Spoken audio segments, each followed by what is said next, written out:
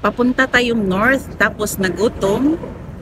So, dadaan muna tayo dito mga langga. Parang bago itong kainan ba? So, let's check. So, ganito lang siya. Northern Air. Ay. Tingnan nyo dito mga langga, oh. May mga table pa din papunta doon sa baba. Ang ganda naman. Ang hangin dito. So, maghugas muna tayo ng kamay. Aba! May dalawang bata. Paano ba yan? Maghugas na kamay. Oh, diba? Kakaloka. Sige. Magsabon ka.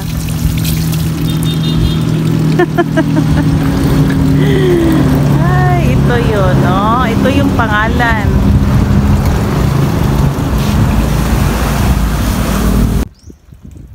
So, ito yung pangalan.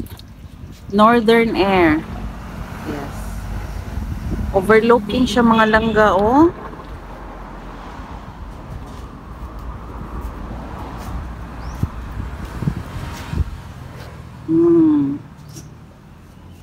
May fish pan doon para daw doon sa bangus. So, ang may-ari doon sa fish pan ay syempre itong Northern Air. Ayan.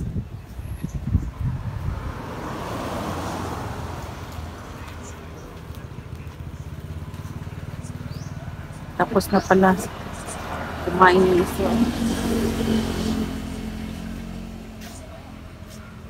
May malaking kaldero doon. Nilat ang baka daw yun, no? I mean, pochero. So, as of now, ito lang muna yung pagkain nila kasi maaga pa ba. Chicken. Pork. Ayan, pork again.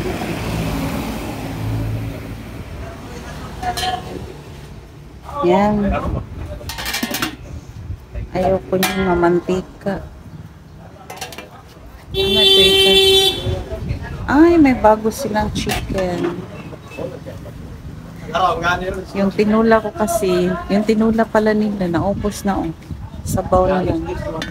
Binanatan ko yung tinula. Hi, gang! Okay, mag-vlog ko.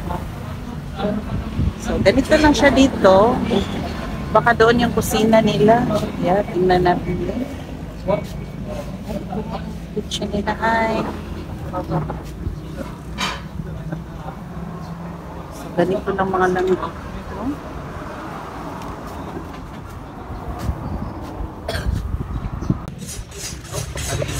Masarap ang hangin dito mga langga. Oh? Ang simoy ng hangin ay galing sa dagat.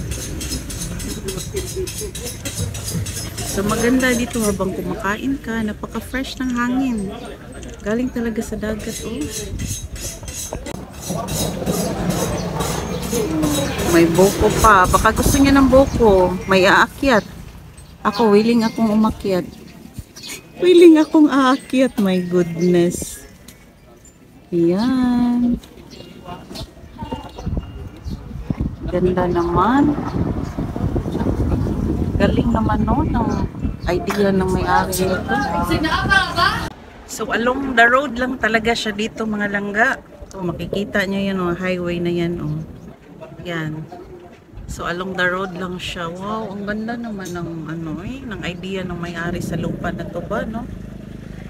Ang ganda pag may lupa ka, tapos ganito. Nasa lang, along the road, tapos yung sa gilid, dagat. Ay, naku. For sure, patok na patok yung business natin. Especially doon sa mga sa mga nagbabiyahe, di ba? Habang nagbabiyahe tayo, gutom na gutom tayo. Mostly na ba, like me, pag nagbabiyahe, gusto ko yung sabaw. Kaya, good, may tinula silang manok ba? Tinulang manok, tinulang isda. Kaso lang, naubos na yung isda. So, libre na lang tayo ng sabaw.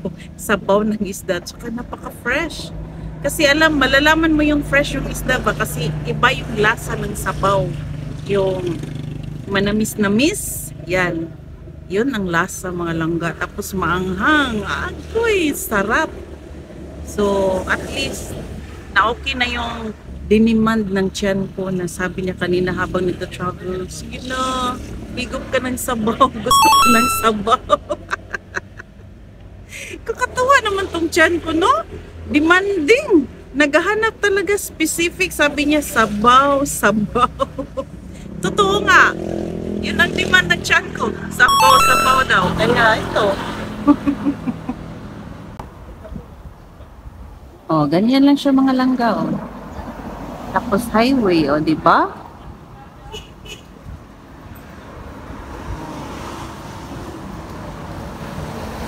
Tapos doon sa harap, gasoline station. Gas and go. O, di ba? Napakaganda.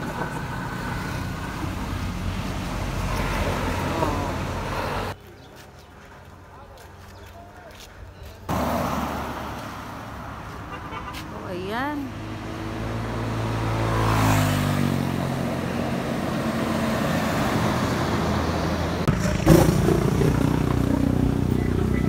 Mag-CR muna tayo mga langga, eh. Kasi malayo pa yung travel natin ba? Mas mabuti na yung di na tayo maihi sa daan.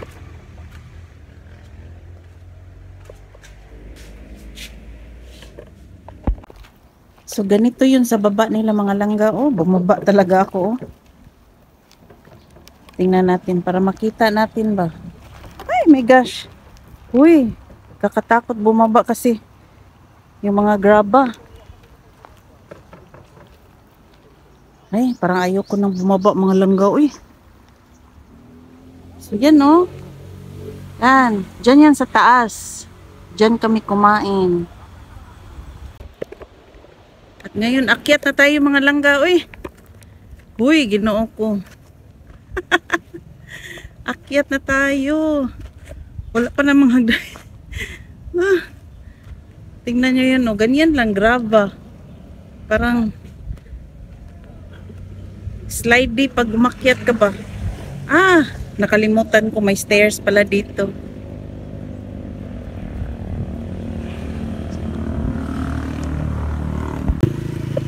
O ayan, balik na tayo sa sasakyan langga para makarating na tayo sa destination natin.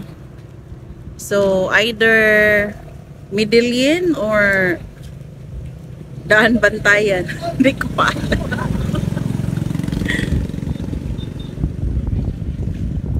Sige, pasok na tayo.